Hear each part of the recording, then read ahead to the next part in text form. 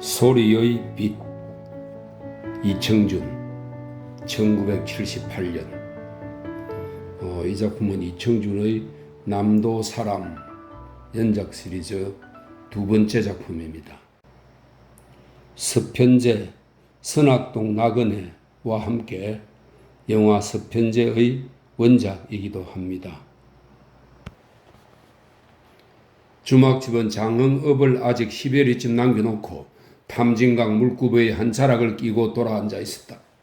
이웃 고을 강진에서 장흥읍으로 들어서는 지방도로 가로수열이 저만치 마주 달려가고 장흥읍의 표상처럼 얘기되는 억불상 바위 정봉이 시베리 저쪽 하늘 위로 뽀얗게 솟아올라 보이는 강물구비, 바로 이 탐진강 강물구비의 버스길 양편에 10여 가구의 작은 초가집들이 옹기종기 모여 앉아 있고, 주막집은 이 작은 마을에서도 좀 더 물가 가까이까지 아래편으로 자리를 내려앉아 있었다.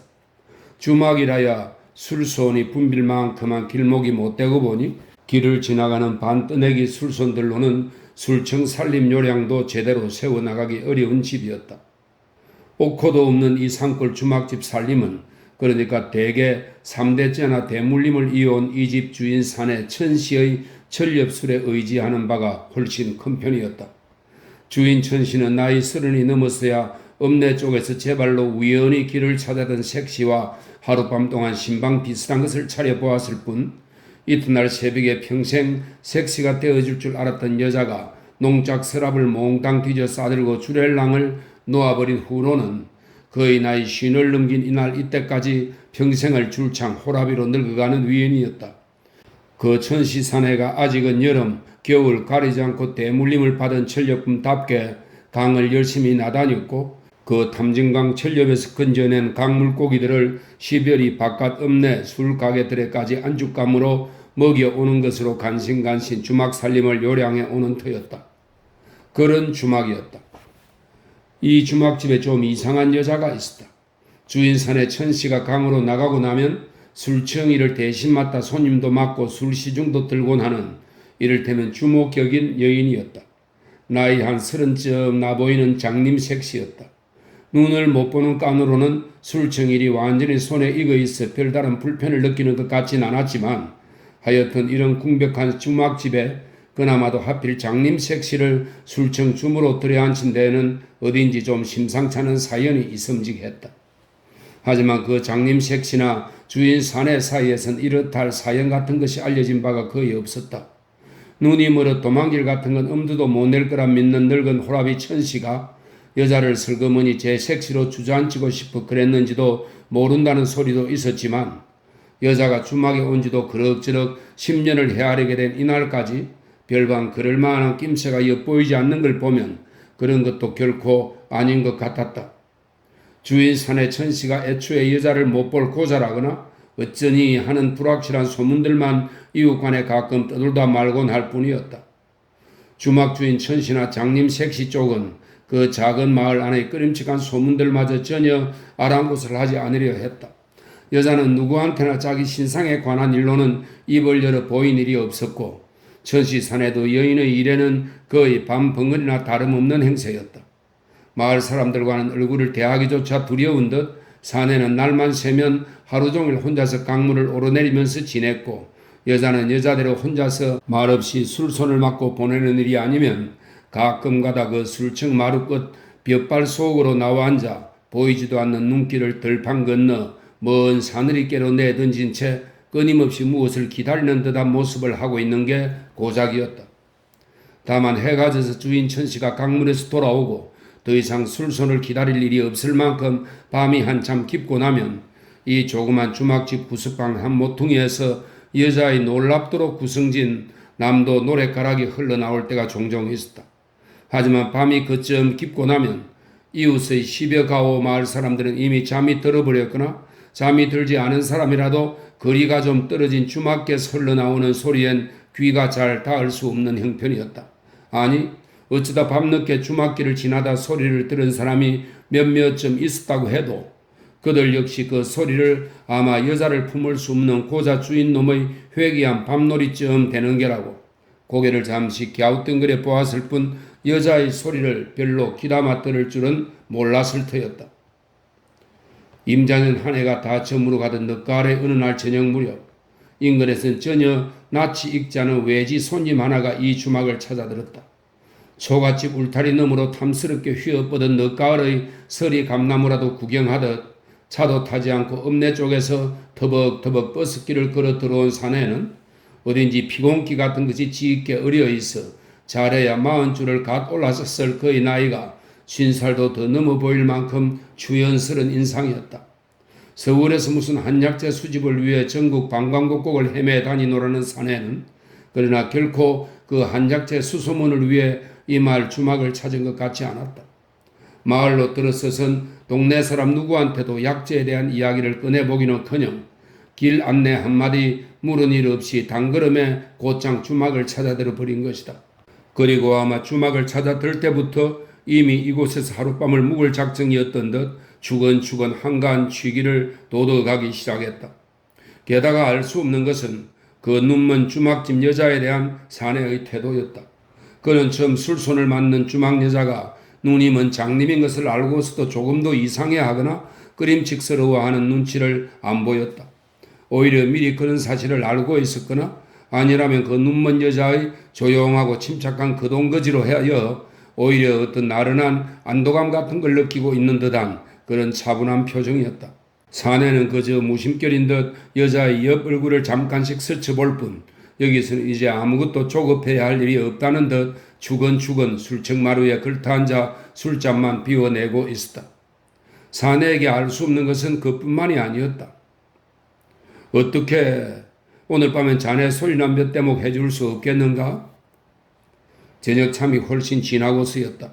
주막집 천씨가 강에서 돌아오자 여자가 그 주인 사내 방으로 저녁상을 들여보내고 난 뒤였다.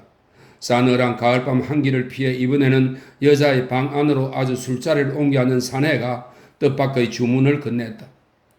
내 우연찮게 읍내서부터 자네 소문을 듣고 왔네. 술맛보단 소리를 쫓아 남도천지 안 돌아본 데가 없는 위인이니 내 자네 소리만 있어주면 이대로 앉아 밤이라도 새우겠네. 무심스럽기만 하던 사내답지 않게 간절한 어조였다. 어지간히 소리를 찾아다닌 위인인 것만은 틀림이 없어 보였다. 그리고 누구에게선가 이미 여자의 소리에 대한 귀띔을 받고 찾아온 손님임이 분명했다. 여자는 처음 1년가야 한두 번 있을 둥 말둥한 술손의 드문 주문에 몹시도 귀가 선 얼굴이었다. 자신의 소리를 사주려는 데 대한 고마움은커녕 뜻하지 않게 희롱을 당한 사람처럼 엷은 노기의 빛이 잠시 그녀의 얼굴 위를 스쳐가고 있었다. 하지만 여자는 이내 사내의 소청을 물리칠 수 없다는 것을 알아차린 것 같았다. 두 번째 주문이 되풀이되었을 때 여자의 노기는 어떤 깊은 체념기 속에 서서히 쓰러져 갔다. 그리고 그 보이지 않는 술손으로 하여 새삼 알 수 없는 예감에 사로잡히기 시작한 듯 망년스런 얼굴로 술손 쪽을 멀거니 건너다보고 있었다. 여자가 소리를 시작한 것은 주막집 봉창너머로 굽이치는 강물 소리가 훨씬 더 가깝게 부풀어 오른 늦저녁 무렵부터였다. 여자는 아직 술청과 천시 사내의 안방을 몇 차례 더 드나들고 난 뒤에야 새삼스럽게 다시 머리를 손질하고 그리고 벽에 걸린 한복 치마 저고리로 옷차림까지 새로 단정하게 고쳐 입고 나왔다. 그런 다음 그녀가 선반에 올려놓은 낡은 북과 북채를 조용히 하나 내린 것으로 이내 소리가 시작되었다. 한평천지 늙은 몸이 광주 고향을 보려 하고 제주 어선 빌려 타고 해남으로 건너갈제. 흔히 남쪽 사람들이 즐겨 부르는 호남가라는 단가였다. 북통을 지그시 끌어안은 여자는 그 차분하고 태연한 중모리 장단의 붓가락을 함께 곁들여가며 장중하고 끌어오르는 듯한 남정네의 질긴 목청으로 첫마디서부터 힘차고 도도하게 소리를 뽑아 나갔다. 흥량에 돋은 해는 보승에 비쳐 있고 고산의 아침 안개 영암을 들러 있다. 아무래도 여자답지 않은 목청이었다. 남도 소리 특유의 애조와 한스러움은 있었으나 그것 또한 서리 내린 가을 달밤의 기러기 소리와도 같이 미려한 여인의 수스러움이 아니라 무럭무럭 저연스럽게 가슴을 북받쳐오르는 장부의 통한이 영연한 소리였다. 그러나 눈을 감은 채 조용히 소리를 듣고 있는 술손의 표정에는 이번에도 별로 의아스러운 빛이 없었다. 남정네처럼 장중하고 도도한 여자의 목청 속에 그 여인스럽지 않게 허허한 장부풍의 통한 속에 그는 오히려 깊은 수건과 감동을 맛보는 듯 머리를 크게 주걱이며 깊이 소리에 취해들고 있었다. 그리고 그녀가 어느새 호남과 한가락을 끝내고 나자 사내는 비로소 다시 눈을 번쩍 뜨며 좋으네, 참으로 좋으네. 진심 어린 치아와 목축임 잔을 건네고 나선 이내 또 다음 소리를 급부청했다. 여자는 손님이 건네주는 술잔을 공손히 비워낸 다음 그 술잔을 다시 남자한테로 되돌리고 나더니 그녀로서도 이미 작정이 되었던 듯 스스럼없이 또 다음 소리에 채비를 시작했다. 아스라 세상사 쓸데없다. 군불견 동은돌이. 이번에도 똑같이 호방하고 장준스런 여자의 목청에 사내는 다시 눈을 감고 취한 듯이 깊은 고개장단을 보내기 시작했다. 여자의 소리는 점점 더 힘이 트이기 시작하고 이마와 콧잔 등에 땀방울이 솟아맺힐 만큼 치열한 열기가 끓어오르고 있었다. 눈을 감은 채 소리를 듣고 있는 사내의 얼굴에도 차츰 어떤 고통의 빛이 어려들었다. 숨소리가 거칠어지고 알 수 없는 고통 때문에 일그러진 이마까지 번들번들 어느새 땀에 젖기 시작했다. 아마도 우리 인생 춘몽과 같으오니 한 잔 먹고 즐겨보세. 여자의 구성진 목소리가 편시춘 한가락을 끝내고 나자 사내는 이번에도 역시 그녀에게 목축임을 한 잔 건네고 나서 거푸 다음 소리를 재촉했다. 하지만 사내는 아무래도 숨이 자주 끊어지는 당간 나부랭이로는 마음이 차오르질 않은 모양이었다. 여자가 어느새 또 태평가 한가락을 힘들여 끝맺고 나자 손님은 드디어 안타까운 듯이 세판잡이 주문을 건넸다. 자, 이제 그쯤 했으면 목도 제법 닦았을 테니 이제부터는 좀 진짜 소리를 해보게나. 뭐 춘향가라든지 심청가라든지 아무거나 자네 맘에 맞는 대로 한 대목씩 말이네. 단가는 그만두고 진짜 판소리를 하라는 청이었다. 하지만 여자는 여태 목을 트느라 소리를 해온 것이 아니었던 만큼 힘이 제법 파해 있었다. 아니, 여자에겐 실상 이제 힘이 파하고 안 파하고가 문제가 아닌 것 같았다. 여자는 소리를 하는 동안 손의 숨소리가 이상하게 자꾸 거칠어져가는 기미를 느끼고 있었다. 아까부터 줄곧 그녀의 보이지 않는 눈길 속을 맴돌던 어떤 예감의 빛이 문득 그녀의 소리 동작을 멈추게 하였다. 소리 듣기를 그토록이나 즐겨하시오? 여자의 물음에 무엇인가 속을 들킨 것처럼 표정이 움츠려진 사내가 새삼 유심스러운 눈초리로 그녀를 곰곰 건너다 보았다. 여자가 소리를 좀 쉬고 싶은 게 분명했다. 소리를 좋아하시게 된 내력이라도 있으시오? 소리 좋아하시는 양반치고 내력 없는 분은 없었대다. 확신을 가진 듯 여자가 거푸 손님에게 물었다. 내력이라니? 사내가 잠시 말을 망설이는 듯 하더니 마침내 무슨 속다짐이라도 하고 난 듯 갑자기 한 차례 한숨소리 같은 것을 길게 내뿜었다. 하기야 내력으로 말한다면 그런 것이 아주 없지도 않았지.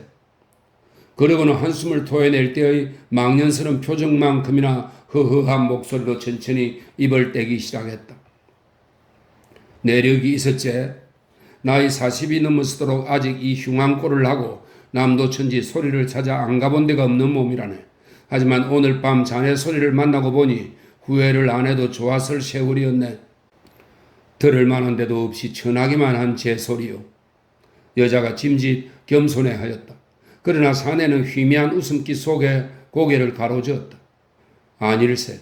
자네 소리에는 내게 무엇보다 반갑고 소중한 것이 있네.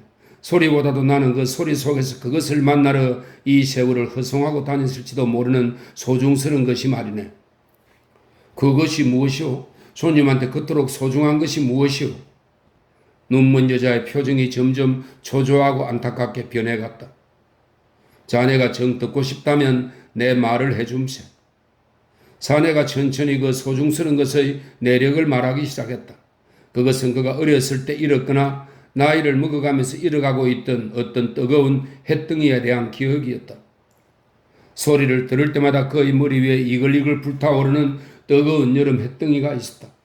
어렸을 적부터의 한 숙명의 햇덩이였다. 그것은 바로 몇 해 전이던가 사내가 보성고을의 한 주막집에서 밤새워 여자의 소리를 들으면서 그녀에게 들려준 자신의 어린 시절과 그 숙명의 해등이에 관한 회한 어린 내력의 다름 아닌 이야기였다.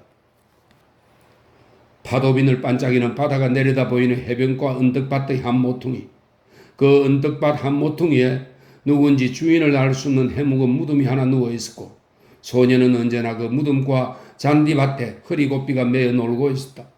동백나무 숲가로 뻗어나온 그 기다란 언덕밭은 소년의 죽은 아비가 그의 젊은 아낙에게 남기고 간 그의 유일한 유산이었다. 소년의 어미는 해마다 그 밭대기 농사를 거두는 일 한 가지로 여름 한치를 고스란히 넘겨 보내곤 했다. 소년은 날마다 그 무덤과 잔디에서 꽃비가 메인 짐승꼴로 긴 여름날을 기다려야 했다. 그 언덕배기 무덤가에서 소년은 더러 물빈을 반짝이며 섬 기슭을 돌아나가는 돛담배를 내려다 보기도 했고 더러는 또 얼굴을 찌우는 여름 태양볕 아래 배고픈 낮잠을 자기도 했다. 그러면서 이제나 저제나 밭고랑 사이로 들어간 어미가 이 일을 끝내고 나오기를 기다렸다.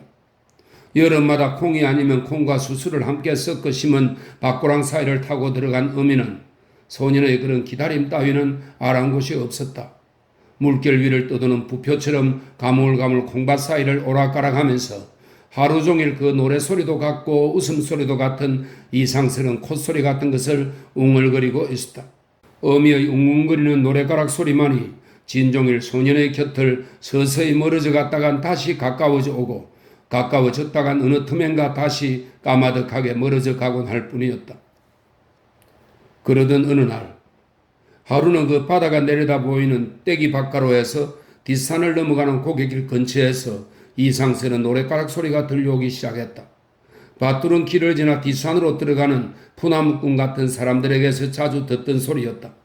하지만 그날의 노래가락은 동네 나무꾼들의 소리가 아니었다. 산으로 들어간 나무꾼도 없었고 소리를 하는 사람의 모습을 볼 수도 없었다.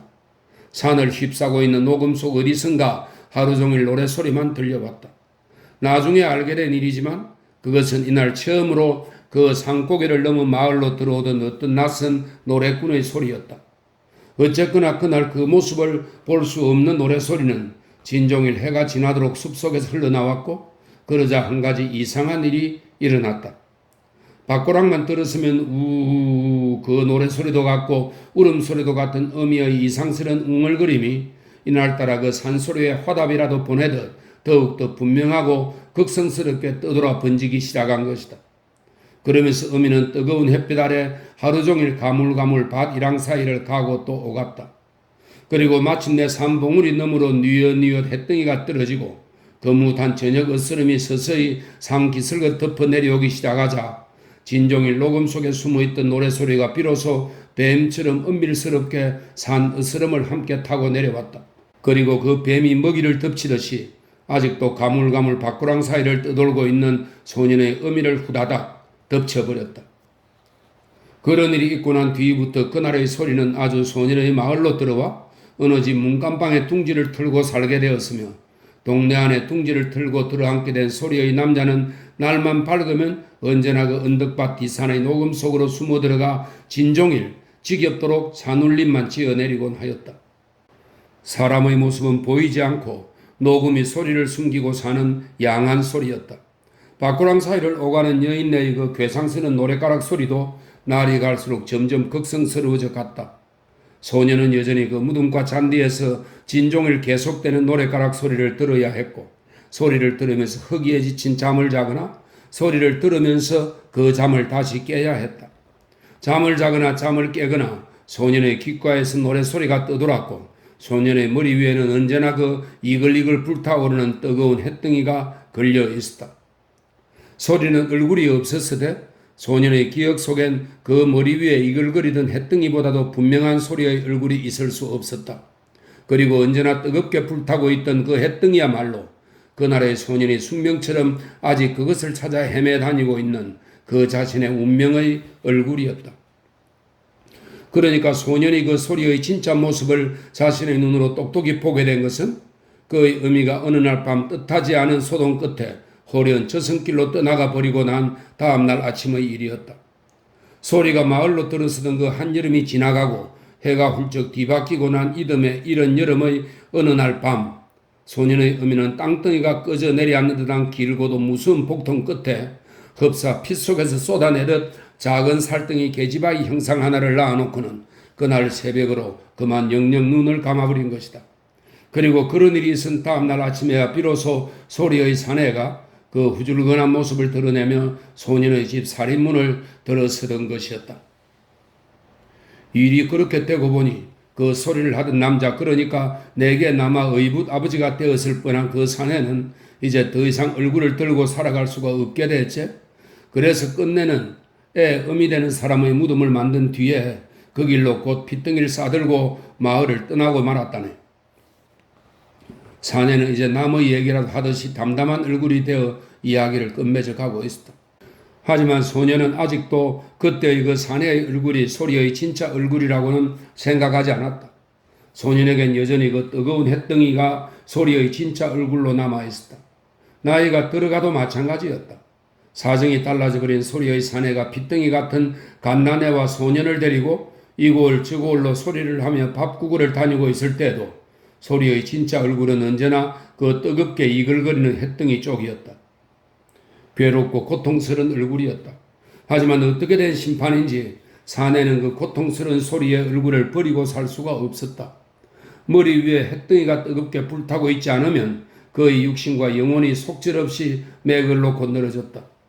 그는 그의 햇덩이를 만나기 위해 끊임없이 소리를 찾아다니지 않으면 안 되었다.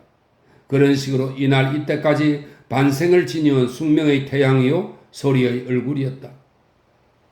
하니까 그 다음 이야기는 이제 말을 하지 않아도 대개 짐작이 가겠네마는 어쨌거나 나는 그런저런 내력으로 이 나이 40이 넘어서도 그 누추한 어릴 적 기억을 버리지 못해 이런 청승맞은 소리 비릉뱅이질을 계속하고 다니는 꼴이라네. 소리를 들으면 어렸을 적에 그 밭두릉가에 누워보던 바다 비늘이 아슴아슴 떠오르고 골짜기 숲으로부터 복두위를 씻어가던 한 줄기 바람결이 내 얼굴을 지나가고, 아니 그보다도 나는 소리만 들으면 그 이마 위에서 무섭게 들끓고 있던 여름 햇덩이를 다시 보게 되곤 하니 말이네. 그런데 난 오늘 밤 자네한테서 내 눈썹을 불태울 것 같은 그 뜨거운 햇덩이를 다시 보게 된 것일세. 자네처럼 뜨거운 내 햇덩이를 품은 소리를 만난 일이 없는 것 같단 말일세. 이제 내가 이토록 자네 소리에 끌리는 까닭을 알겠는가? 사내는 이야기를 끝내고 나서도 마치 아직도 그 들끓는 태양볕을 머리 위에 견디듯이 얼굴을 심히 고통스럽게 찡그리고 있었다. 하지만 여자의 얼굴에는 사내의 이야기가 다 끝날 때까지도 시종 마음이 흔들리는 듯한 흔적이 나타나지 않았다. 여름날 햇빛에 지쳐 난 가로수처럼 무겁고 적막한 모습으로 시종일관 무연스레 허공만 지키고 앉아있을 뿐이었다. 그것은 차라리 그녀가 가끔 술충마루 벽발 속으로 나와 앉아 보이지 않는 눈길 속에 끊임없이 무엇인가를 기다리고 있는 듯 하던 그 모습 그대로였다. 사내의 이야기가 끝날 때쯤에서는 오히려 그녀의 그 보이지 않는 눈길 속을 맴돌고 있던 어렴풋한 예감의 빛마저 말끔히 흔적이 가시고 없었다. 자, 그러시면 이제 제 소리나 밤새 해드리겠소.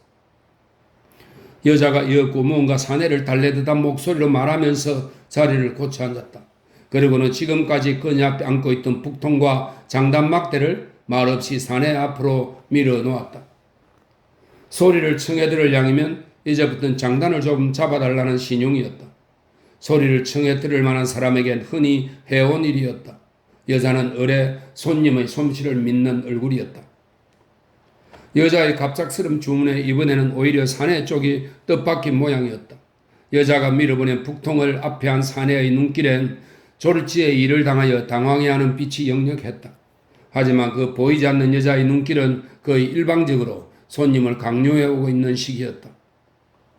하도 오래 손을 잡아본 일이 없어서 내 장단이 자네 소리에 잘 맞아들지 모르겠네. 사내도 마침내는 여인을 피할 수 없다고 생각한 듯 천천히 자기 앞으로 북통을 끌어당겨 갔다. 그로부터 여자와 술소는 다시 소리로 꼬박 밤을 지새듯 하였다. 여자는 이제 숨이 짧은 당가에서 본격적인 판소리 가락으로 손님을 휘어잡아 나갔다. 쑥대무리 귀신 형용 정막 옥방 한 자리에서부터 춘향가의 옥중비가 한 대목을 넘어가고 흥보가 중의 흥부 몇 푼팔이며 신세 한탄 늘어놓는 진양조 한 가락을 엮어내고 수군가로 적벽가로 명인 명창들의 이름난 드놈들을 두루 불러 돌아간 후에 나중에는 심층가의 신봉사 황성길 찾아가는 처량한 전경까지 끈질기게 소리를 이어나갔다. 지칠 줄 모르는 소리였다. 여자의 목청은 남정네들의 클클하고 장중한 우조뿐 아니라 여인네 특유의 맑고 고운 계면조 풍도 함께 겸비하고 있어서 때로는 바위처럼 우람하고 도저한 기백이 솟아오르는가 하면 때로는 낙화처럼 한스럽고 가을 서리발처럼 섬뜩섬뜩한 귀기가 넘쳐났다. 가파른 절벽을 넘고 나면 유장한 강물이 사냐를 걸쳐 있고 사나운 폭풍의 한밤이 지나가고 나면 새소리 물어있는 꽃불판의 한나절이 펼쳐졌다. 놀라운 것은 그 지칠 줄 모르는 목소리뿐만 아니라 술손의 장단가락 솜씨 또한 예사가 아니라는 것이었다. 춘향이 옥중과 한 대목이 어떠시오? 흥부가 몇 푼팔이 나가는 신세타령 한 대목이 어떠시오? 여인은 소리를 한 대목씩 시작할 때마다 번번이 손님에게 의향을 묻곤 했다. 그럴 때마다 손님도 그거 좋겠네 그거 좋겠네 즐겁게 화답을 보내며 여자가 첫 소리를 시작하자마자 곧바로 장단가락을 잡아 나가곤 했다. 느리거나 빠르거나 여자의 소리만 시작되면 사내는 마치 장단을 미리 외우고 있었던 것처럼 솜씨가 익숙했다. 그러나 손님이고 여자고 새삼스레 상대편의 솜씨를 놀라워하는 빛은 전혀 서로 내색을 하지 않았다. 여인과 손님은 끊임없이 소리를 하고 장단을 몰아나갈 뿐이었다. 어이가리 어이가리 황성만리를 어이가리 오늘은 가다 어대 가자며 내일은 가다 어대 잘고 드듬드듬 더듬으며 정향 없이 올라갈 적 때는 삼복 중념이라 별빛은 불꽃 같고 땀은 흘러 비 같은데 여자는 소리를 굴렸다가 깎았다 멎었다가 풀었다 하면서 온갖 변화무쌍한 조화를 이끌어냈고 손님에 대해서도 때로는 장단을 닫지 않고 교묘하게 그 사이를 빠져 넘나드는가 하면 때로는 장단을 넘어가는 엇붙임을 빚어내어 그 솜씨를 마음껏 즐기게 하였다. 그것은 마치 소리와 장단이 서로 몸을 닿지 않고 능히 상대편을 즐기는 음양간의 기막힌 희롱과도 같은 것이었고 희롱이라기보다는 그 몸을 대지 않는 소리와 장단의 기묘하게 틈이 없는 포옹과도 같은 것이었다. 하지만 그 기묘한 포옹 속에서도 손님과 여인은 역시 놀라움이 없었다. 손님 쪽에 무슨 변화가 있다면 그는 여자의 소리에서 어렸을 적 그의 햇등이를 다시 만나 그 햇등이의 뜨거운 열기를 무서운 인내로 견디어내듯 일그러진 얼굴에 땀방울이 송송 솟아나고 있다는 것과 그 열기에 숨이 차오르는 듯 헐떡헐떡 거친 숨소리를 힘겹게 캐물어 삼키고 있다는 것뿐이었다. 그리고 여자는 마치 손님의 그 햇등이가 그의 이마 위에서 더욱 뜨겁고 고통스럽게 불타오르기를 열망하듯 긴 밤 목소리에 여느 때보다도 지침이 없다는 것뿐이었다. 손님과 여자는 새벽녘 동이틀 무렵에야 간신히 소리를 끝내고 여인의 방에서 함께 잠자리로 들었다.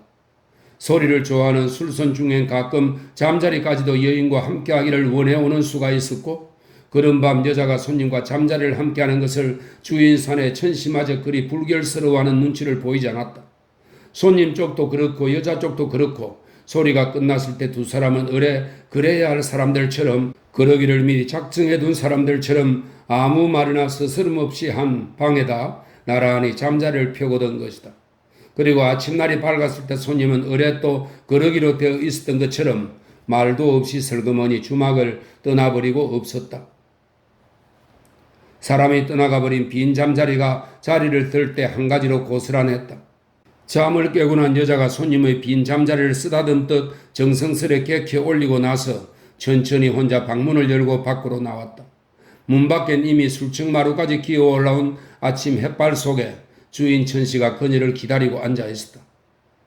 손님은 벌써 길을 떠나시던가 김씨를 알아차리고 있었던지 주인 사내가 먼저 여자에게 물었다.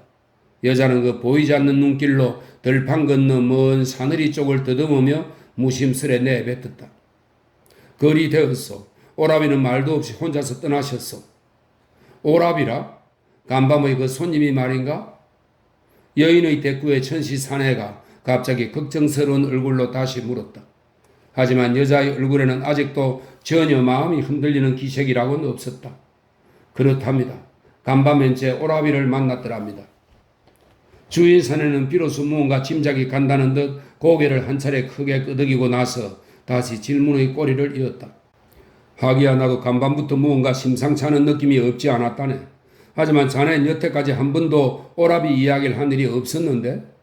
그렇다면 그때 그 산소리가 저녁 어스름을 타고 내려와서 콩반 여자에게 아이를 베게 하여 낳은 핏덩이가 바로 자네였더란 말인가?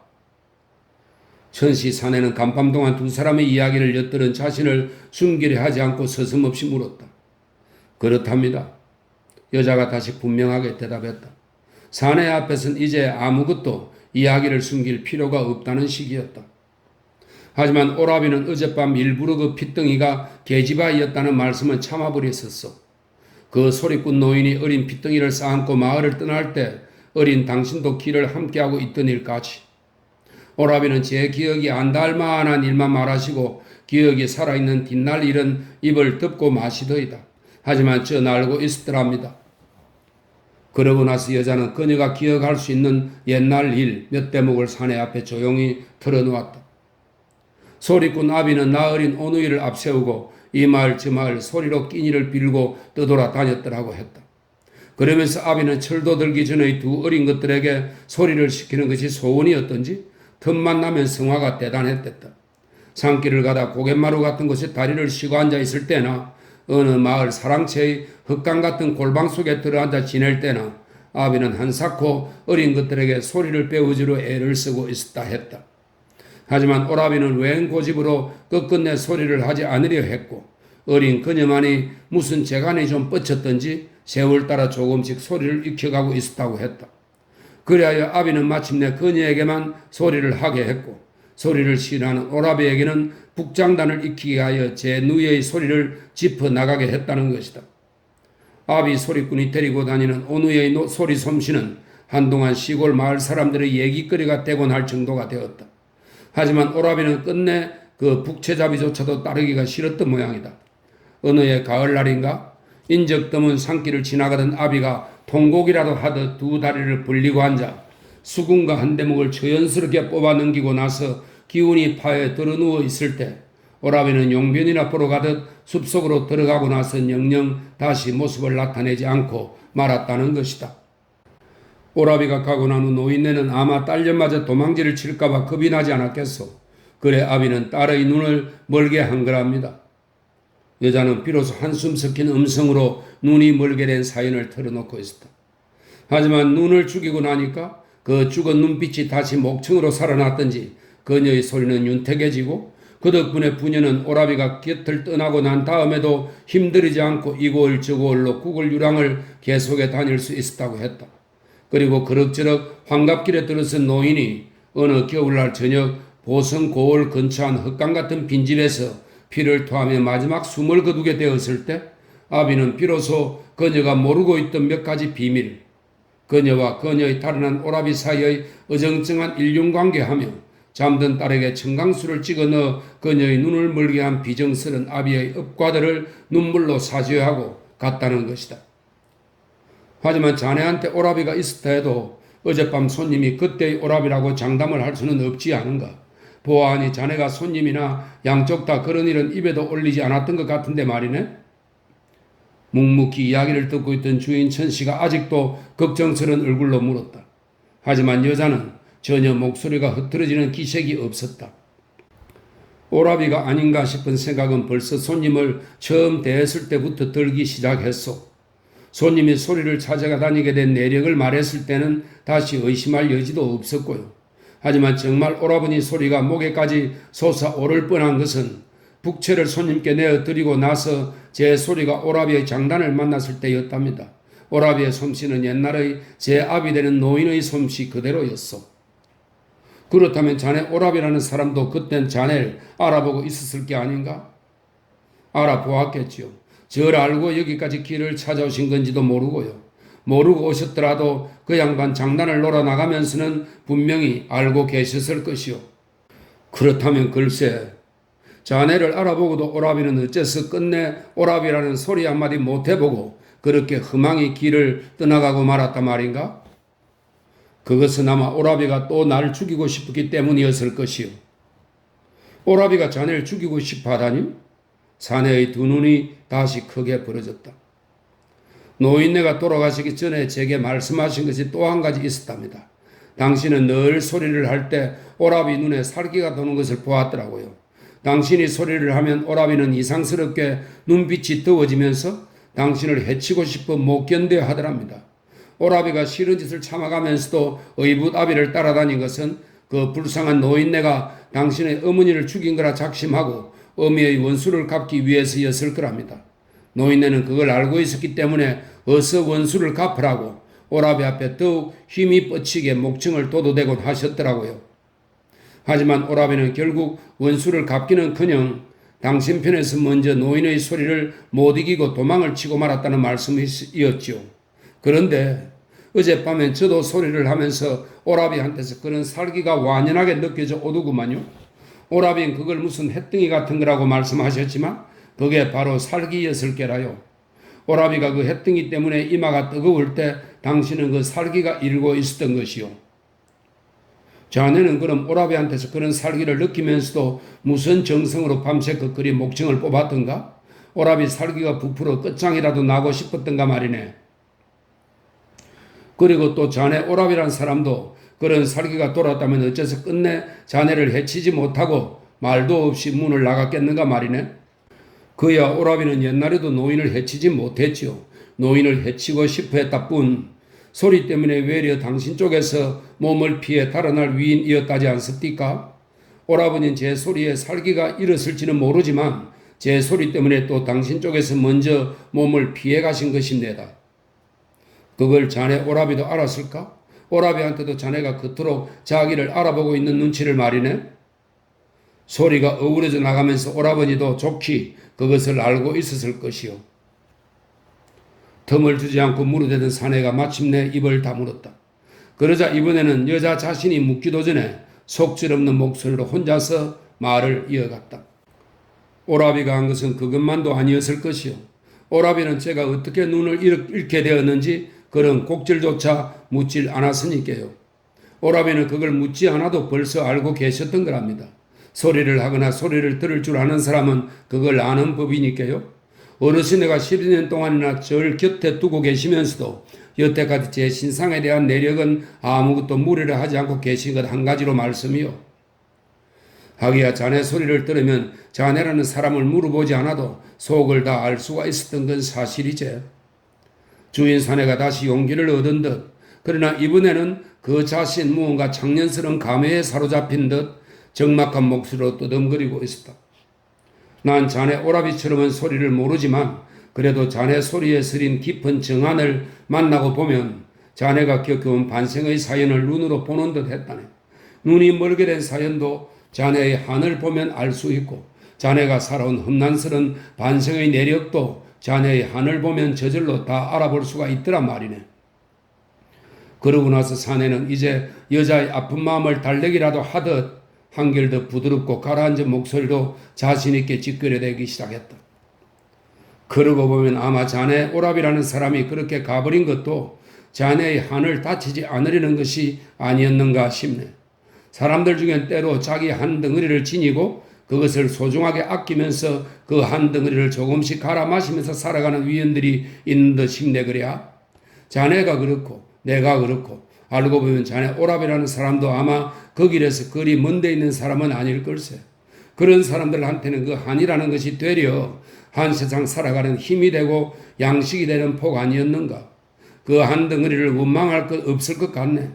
자네같이 하늘로 해서 소리가 열리고 하늘로 해서 소리가 깊어지는 사람이라면 더더욱 그것을 소중히 여겨야 할 것일세. 자네 오라비도 아마 그 점을 알고 있었던 듯 싶네. 자네는 아까 오라비가 자네를 해치고 싶은 충동을 못 이겨간 거라고 말했지만 그 말이 설사 맞는 데가 있다 치더라도 내 짐작이 크게 틀리지는 않을 것 같네. 자네 오라비는 자네 소리에 서린 한을 아껴주고 싶은 나머지 자네한테서 그것을 빼앗지 않고 떠나기를 소망했음에 틀림없을 걸세. 여자의 찌부르던 두 눈에서 소리 없이 물기가 맺혀 흐르고 있었다. 하지만 사내는 아직도 미처 여자의 눈물을 알아채지 못하고 있었다. 너무 막연해 할 건 없네. 언제 또 생각나면 그 양반이 자네를 다시 찾아올 때도 있을 법한 일이 아닌가?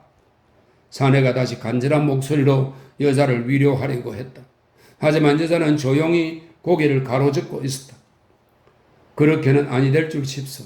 오라버지도 아마 저 모양으로 당신의 한을 먹고 살아가시는 양반이라면 이제 다시 제게 와서 당신의 한을 아낄 짓을 하시지도 않으실 양반이요. 그러고 나서 그녀가 다시 조용히 뱉어낸 몇 마디는 주막 주인 천시 사내로서도 전혀 예상할 수 없었던 소리였다.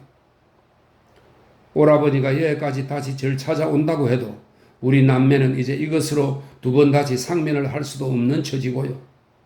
심상찮은 여자의 말에 주인 사내가 문득 수상한 눈길로 그녀를 돌아다 보았으나 여자는 이미 마음을 굳게 작정해버린 뒤인 것 같았다. 오라버니가 제 소리를 아껴주시는데 저한테도 그 오라비의 한이 남아 제 것 한 가지로 소중하게 아껴드릴 도리를 다해드려야 할 듯 싶소. 말하고 있는 여자의 표정은 그녀가 술층마루 끝 햇볕 속으로 나와 앉아 보이지도 않는 눈길로 먼 사내리 쪽을 더듬어대면서 끊임없이 무엇인가를 기다리고 있는 듯 하던 그런 때의 그 하염없는 표정 그대로였다. 하지만 여자는 이제 비로소 형언할 수 없는 절망감으로 그녀 앞에 무너져 내리기 시작한 주인 사내조차 까맣게 잊어버린 듯 한숨 섞인 목소리로 혼잣말처럼 중얼거리고 있었다. 어르신네 곁을 찾아온 지도 벌써 10년이 넘었고요. 제 팔자를 생각해보면 당치도 않게 편한 세월이 너무 길었었나 보아요. 이젠 그만 어디론가 몸을 좀 옮겨야 할 때도 되었지요.